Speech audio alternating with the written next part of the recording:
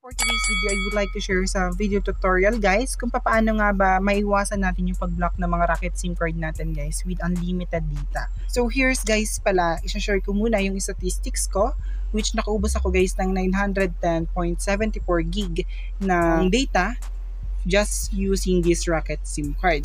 According to them, the common problem na kung bakit nabablock ang mga SIM card ng user ng smart telecommunication is that because of the using of the third-party application. Ano nga ba yung mga third-party application na pinagbabawal ng smart telecommunication?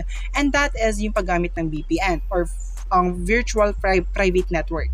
Those are the application guys na pinagbabawal ng smart telecommunication according to them sa terms and condition. Kapag na-block ang yung mga SIM card, you can go to the nearest smart store or you can contact muna yung mga smart online guys sa Facebook page. Kasi may mga scenario rin guys na accidentally lang guys yung